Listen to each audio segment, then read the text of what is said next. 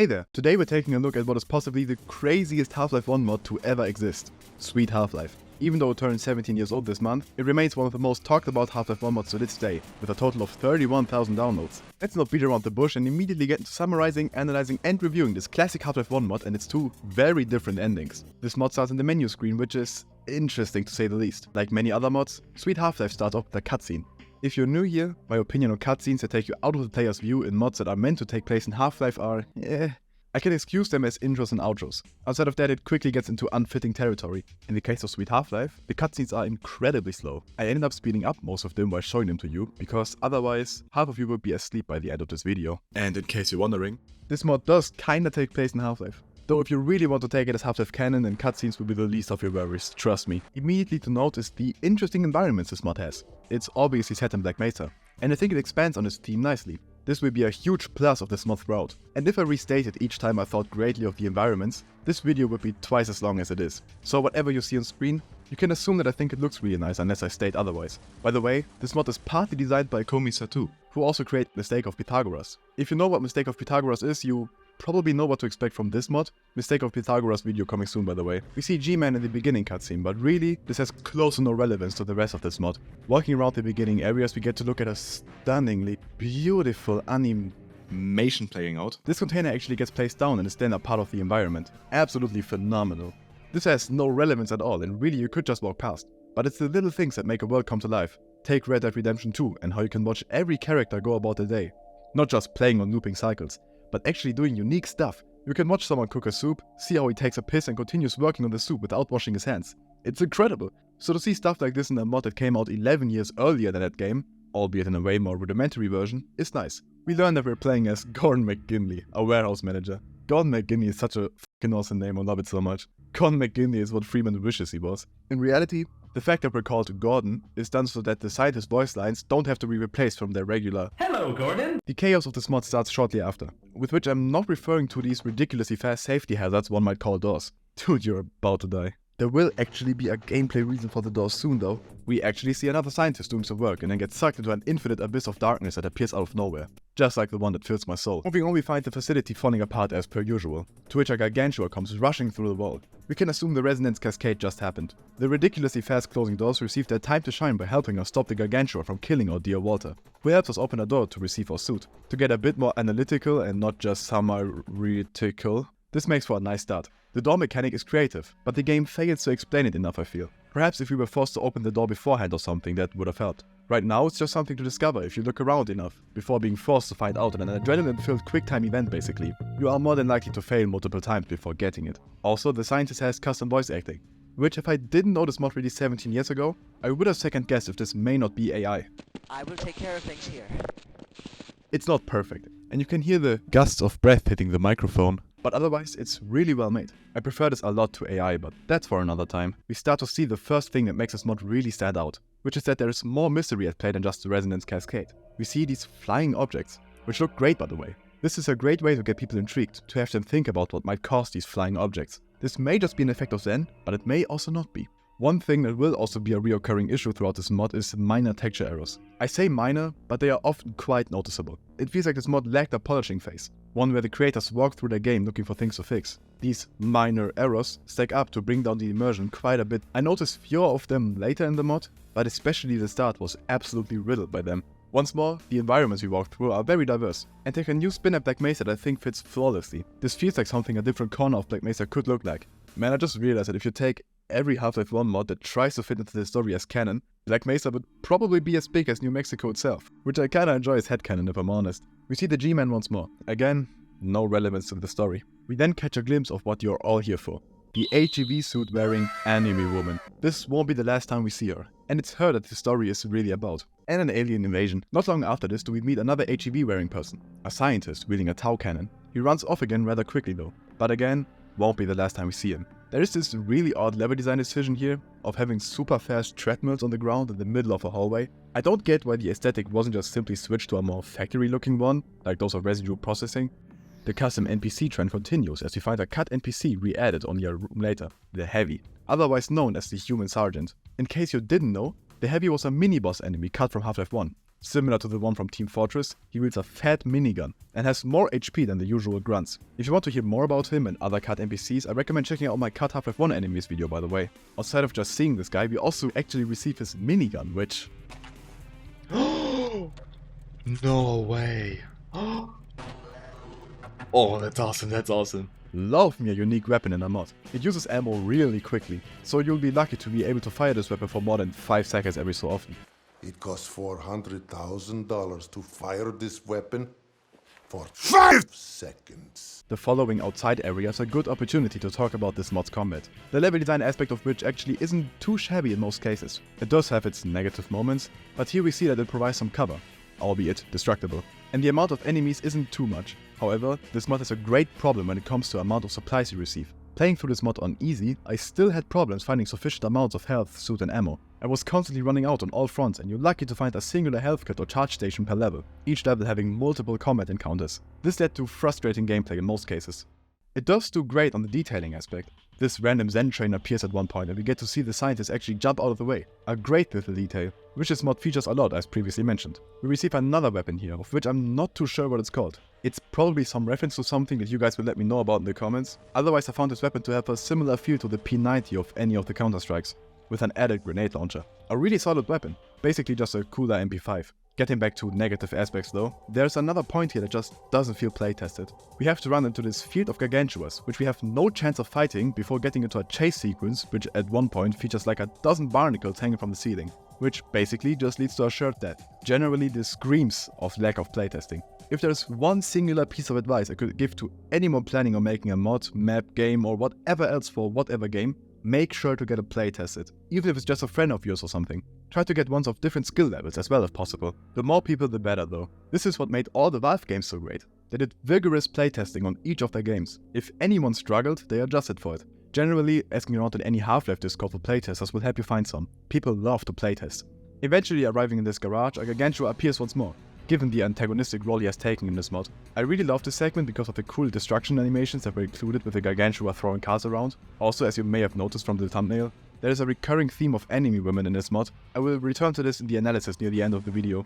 We arrive at a train station, an unusual sight for a Half-Life 1 mod, which gives us an uninteresting cutscene where we drive off alongside a scientist. As for story of this mod, nothing really. The scientist here yaps the same voice lines spoken to you by this guy in Half-Life 1 about reaching Lambda Complex or something. It's totally irrelevant. The train gets blown up by a helicopter though, and you have to fight your way to the back of the train to then take out the helicopter. A cool moment in concept, however, the creator failed to do one thing that has been a nuisance throughout this entire mod. Autosaving. Autosaving is something you don't notice when it's there, but hate when it's missing. You only know what you have once it's gone, basically. This mod managed to push me to the end of my nerves because it included an autosave about once in a blue moon. The train sequence is really hard, and each time you died you had to listen to this guy's 25-second monologue followed by another 15 seconds or so until the helicopter gets revealed. This is a prime example of including an autosave. Nobody wants to hear this guy yap at all, let alone twice. I had to endure it like 4 times. I opted to just cheat through this later on because I just wanted to get out of this damn train. A perfectly great sequence ruined by a seemingly tiny error with an easy fix, implementing another autosave. This is, by the way, far from the only frustrating missing autosave this mod has. If this was all, I wouldn't be telling you about it. Remember the fast closing door section? The one you're likely to fail a few times if you don't know what's going on? This one includes one singular autosave near the start of the level. If you don't save yourself, it will take you almost 3 minutes to reach the section that caused you to die in the first place. This is 3 minutes of slog, each death. Why not just autosave right before the Gargantua comes in? Again, this is what happens if you don't do enough playtesting. I think this mod genuinely does only one autosave per level, if that. For comparison, Half-Life 1 features 3 to 4 on average per level, which is a number I totally made up, but it should be about right. Another tip for any modders, include autosaves anytime the player is still in safety but about to encounter a combat situation. If the encounter lasts for a while, Half-Life 2's level design tool even allows for Save Dangerous, which is designed to split up fights into multiple save states by checking if the player survives for the next few seconds before replacing the last autosave. A super useful tool. We meet yet another AGV scientist. This time he will actually fight alongside us. After a big battle and seeing a non-canon appearance of Gordon Freeman, we see this alien. This could maybe constitute somewhat of a cut enemy, given the cut CIA of Half-Life 1 and its unit called Brain Boy, but it is probably rather just a unique enemy of this mod. Punching this holographic alien actually emits sounds, which probably is unintended if I had to guess, and surely not an indicator we will actually get to hear these sounds later. I wonder if these aliens were made for this mod specifically or if they come from somewhere else. Whoever may have created them, shout out, great work. The next minutes will be spent solving a puzzle. If you know the solution, it will probably take around 3 minutes. If you don't, it can take up to 20, as it did for me. The solution is to climb up a somewhat hidden ladder, unlock the cage to the Zen crystal, have a gamma ray hit your PC causing a bit flip that alters the player position. What? Did I just get hit by a gamma ray?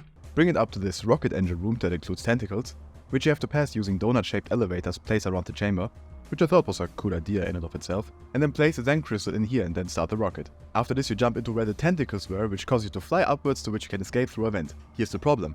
None of this gets explained, except if you happen to be there when the HEV scientist is in the Zen crystal room with you, which prompts him to help you out. This is a cool idea and usually works. In my case though, I left him behind. Hell, there's even a chance for him to die if you're not careful. This way you have no explanation what to do with the Zen crystal and there's no indicator to place it up there at the rocket.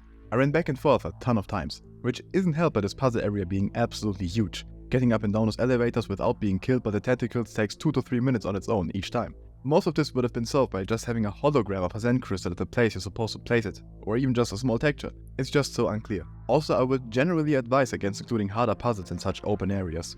Close it off somewhat, or at least make it impossible for the player to backtrack further than needed. I was able to go back all the way to the train theoretically, which I did do. This is also the perfect time to mention that this mod is broken, severely in some cases. Things not triggering and doors not opening are the main issues. This most likely stems from this mod being 17 years old and the Half-Life 1 Anniversary Edition having released a year ago, but even playing the old patch of Half-Life 1, which you can enable through the beta tab of the game, the mod still didn't work properly. Nothing that NoClip can't fix though.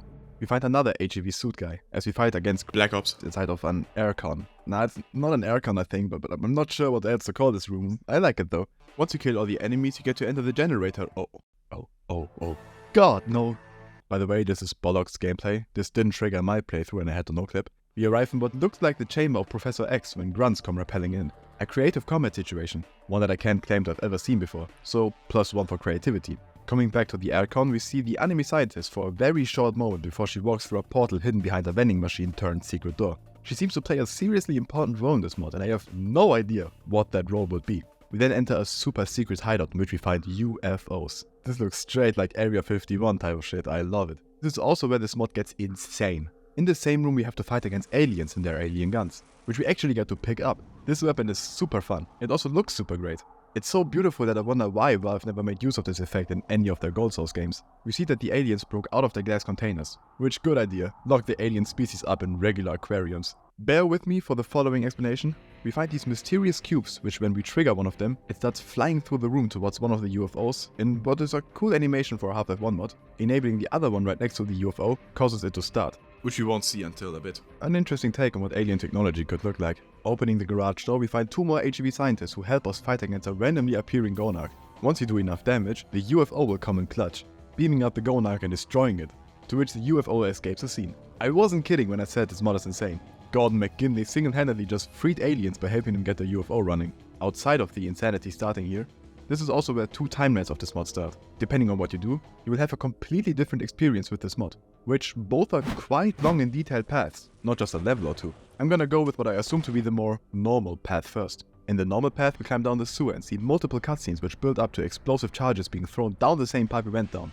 In a well-made scene we have to escape a ball of flames in a quick chase. We team up with another HEV scientist, who we actually get to see put on his uniform. The tiny details that make a world come to life in action. We then see what is perhaps the most diverse fight I have seen ever since the ones I did on GM Construct when I was 13 years old. We have a Zen versus Alien versus AGCU versus Player and Allies Fortnite Battle Royale in this whatever place this is. I mean, if you go ahead and introduce a whole new faction, you might as well have a giant fight between every single one. The Gargantua returns and does some damage. I love destruction games, so this was a fun sight. We then start whatever evil ink air machine this is to destroy the Gargantua. And I'm just gonna leave this scene to play out because it's so cartoonish but also unironically great.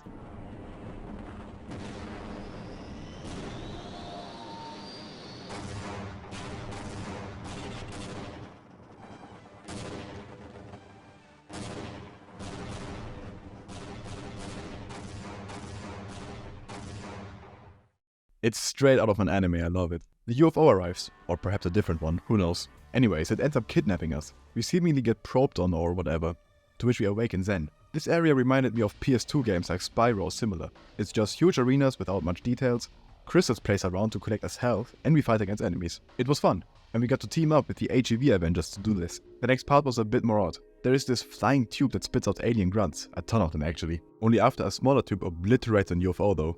We fly into this odd tube using a flying and find this giant eye inside of it. At this point it started to feel like I'm playing an Adult Swim game or something. The fever dream continues as we fight the same eye that can only be assumed as a biblically accurate angel boss fight. This boss fight involves you shooting each eye so it stops healing the middle eye core, which you then have to kill. So basically the Minecraft Ender Dragon boss fight about 4 years before it officially released. This actually made for a cool fight, I thought. After we defeat this thing, stuff just continues as normal. Or well, whatever you may define as normal after that. We get a cool piece of level design here. As we run up this huge tower, we fight enemies on floating platforms next to the tower. Reaching the top, the UFO arrives again, charging up to destroy the tower. To get down quick enough, we use the same platforms that were previously used by the enemy Vortigons to run down quick enough. This makes for a perfect chemistry of usefulness for the player, against the player, and providing lore reason for these platforms, which is defending this tower, whatever it's supposed to be. Also the destruction looked cool, I might add. But I'll admit I'm easy to persuade on that. We get to see the Kingpin, which is cool. It just flies away though. We will see this guy later. In case you didn't know, this is another cut Half-Life 1 enemy which you often find in mods, thanks to its model still being in the final game's files. We then reach this room, which I thought was odd from beginning to end. You have to kill these Vortigons in order to enable the elevators, go up, press a button, then press all the buttons on these pillars in the room and kill these doom-styled alien grunts, to which you charge up a crystal which opens a portal. I was pretty lost at this part. I did like these funny plants though. I've never seen them before. Not sure if they were uniquely made for this mod. Then returns the Kingpin in a boss fight bigger than most I've seen, with the Kingpin seemingly spamming you with messages telepathically while it flies around islands and spams you with its attacks. Killing the Kingpin, a portal opens, which teleports you to a few alien computers on a random Zen island alongside a crashed rocket? I'm editing this video right now. This is obviously the rocket you launched in Half-Life 1. So this is a clever reference. Interacting with the computer that shows the death of the Nihilant, it says, if a fellow dies, we can control this dimension, govern Zen and invade Earth. Neither human nor Zen has notice or real intention. Continue the observation. Truth be told, I have no idea what this means. However, we see the Nihilant dying in front of us. Freeman just killed it right below us, meaning that the computer was presumably showing a live coverage of the Nihilant dying at the hands of Freeman. We then move further and get surrounded by Zen aliens. Given the death of the Nihilant, the hostility of the Vortigons doesn't make a whole lot of sense, I believe. But anyways, it seems we're left for dead when suddenly music starts to play, which distracts the Vortigons and alien grunts from attacking us. As we move back to where we came from, we see the G-Man and Freeman on the outro platform we see at the end of Half-Life 1 as well. So what's more, this mod really is trying to be canon to Half-Life 1. We then enter the UFO and press a button, to which the screen turns black. We see the G-Man and the tram traveling through the void, the same tram we saw at the end of Half-Life 1. With Freeman inside it. The real Gordon, however, Mr. McGinley, is stood on top of the tram. The credits roll, after which we see a Vortigon in the dark using a radio to signal to the stars, to which we see UFOs and a mothership approaching Earth, to which our text questions, the end? I will say further analysis of this ending for after we see the second ending, because that one is almost the same but slightly different. Okay, so let's go back in time to right when we went down the pipe. If instead of doing that you head back into the hangar, you will find the enemy woman. She rushes off quickly as she usually does. If you go back to that area, however, to activate another cube, it will fly towards another UFO. Activating this UFO, you can enter it to fly towards the mothership we saw in the normal ending post-credit scene.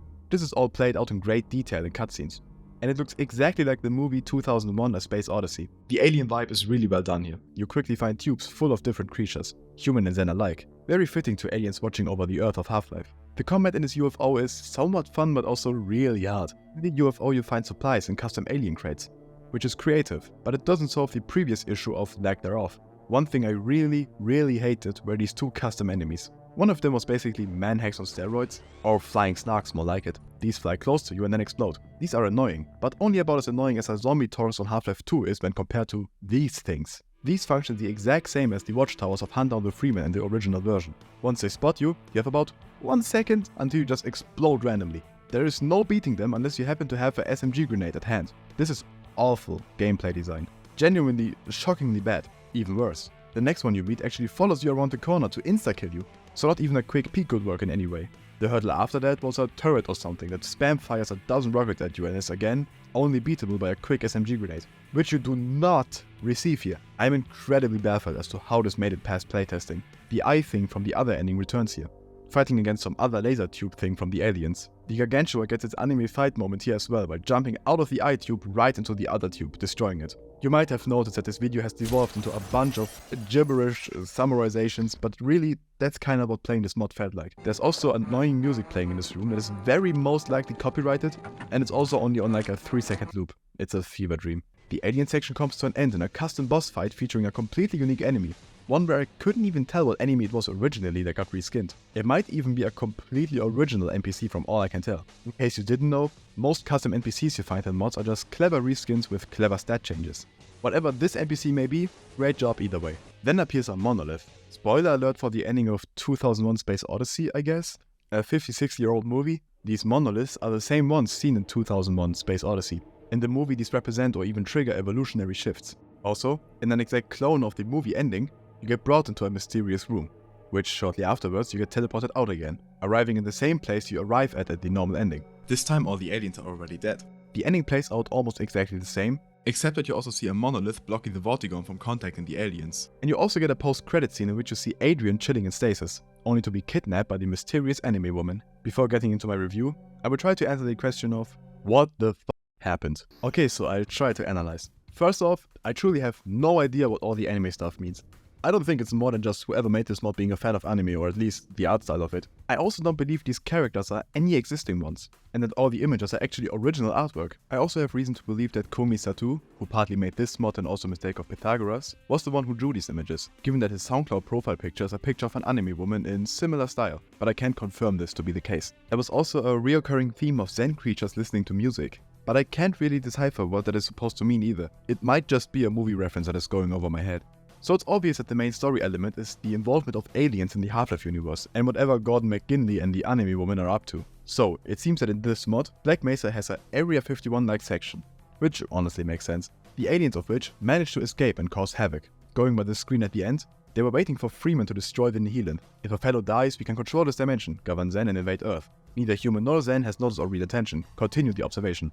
Your guess on their real intention is as good as mine. We can only assume that Earth's governments in this world are aware of the gigantic mothership cruising around Earth's orbit, so perhaps they lied about being friendly and their real intention is invading Earth and Zen. This would sound somewhat similar to what the Combine ended up doing if you think about it. Aliens kinda just take the role of Combine in this mod. If you were to replace them, it would make sense in some way, maybe. It would also tie into Half-Life Prospect and their Combine spaceship. Pure coincidence though, obviously, given that Prospect released like a decade later and isn't an official game. Anyway, back to the topic at hand. We obviously have two timelines going on here, one of which ends in the aliens being brought to Earth by a Vortigern. Perhaps this was the Vortigern saving Zen by handing the Earth off to the aliens, as a gift of sorts to keep them from invading Zen instead. I also read another interesting detail in a comment on Bollock's playthrough, that this ending, supposedly the second ending, is meant to connect Half-Life to the XCOM UFO defense beginning. That game starts with a bunch of reported UFO sightings. So by going the normal route, you end up shifting the timeline of Half-Life into XCOM. I kinda love that.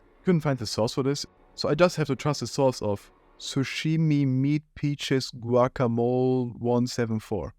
You're telling me 173 people had that name before you? The other ending ends in you killing most of the aliens. And in what I assume to be releasing the monolith, which ends up stopping the Vortigern from starting the invasion. And instead letting Zen run wild on Earth. Exactly what we know happened canonically in Half-Life. There might be ways to fit the other ending into canon as well, like assuming the aliens got killed off during the 7-hour war, but I think it would be weird for no humans to be speaking about the aliens post the 7-hour war, but perhaps they do, who knows. So assuming the other ending as the true ending, this would mean that Adrian got rescued from stasis by the mysterious anime woman? Let's get to analyzing her actually. All we ever see of her is a bit of fighting, her watching us but running away, her presumably bending reality and running into a portal in the aircon room, and her rescuing Adrian in the finale. She never talks, she's always gone as quick as she came. Really, I have no idea who she is. The only assumption I may have is that she's working against the G-Man in some form, given that she took Adrian out of stasis. But once more, your guess is as good as mine. Gordon McGinley seems to be an interesting character, with him getting both the attention of the G-Man and the anime woman. He does also ride the tram at the end. It is interesting to note that the UFO we enter at the end seemingly had the ability to transport us into the same stasis that only the G-Man seems to be able to control usually. Or it's just meant to be a cool scene with no real reason, that's a lot more likely. Always this Lucia guy and his canon explanations and lore, what a douchebag, right? So what does this mod mean as a whole? Nothing. At the same time, if you are willing to accept aliens as Half-Life canon, this mod fits nicely into canon with its other ending, aside from the Freeman sighting and Adrian Shepard being kidnapped at the end. I gotta be honest, that detail might be hard to fit into canon for many other mods, But thus far, we don't know what happened to Adrian in the Half-Life canon, so for now it works. As soon as you take any other Adrian continuation mod into headcanon, it usually falls apart though. Now for my review. I believe that Sweet Half-Life is a must-play for any Half-Life 1 mod fan, which doesn't mean it comes without problems. First, the positives. The level design is generally really great looks-wise, though I'd like to separate that into architecture and texturing, the latter of which was quite a bit worse than the first in many cases. I know it's minor errors, but those managed to stack up rather quickly unfortunately. The gameplay was mostly fun. I got lost on some occasions, but outside of that it made for fun and varied gameplay. Just have a playthrough at hand, basically. The mod is also broken on some occasions, as I mentioned, with me having to enable noclip at least 4 times to beat it in this case. But I don't blame it on the mod itself, but more on its age. If you know how to set up a noclip bind, this shouldn't prove much of a problem, outside of deeming fit when to use it. The combat was hard, mainly due to lack of supplies. Missing ammo and health made it a hard experience even on the easy difficulty. And I admittedly am not the best in Half-Life 1 combat, but I know it well enough to tell that a few more health and ammo kits here and there would have improved the experience a bunch. On another positive note, the voice acting we got, even if it was a tiny amount, was really well made. There is an exit somewhere in the area. Let's get out of here. I also like the other detail work that I mentioned throughout this video. This mod very obviously had a lot of love put into it, and even if it made for a very confusing product in the end, I'd be lying if I said I didn't have a fun time with it, as the love put into this mod is noticeable. The mod feels old and outdated, but in a good way. Let me know what you think. So yeah, otherwise, thank you for watching.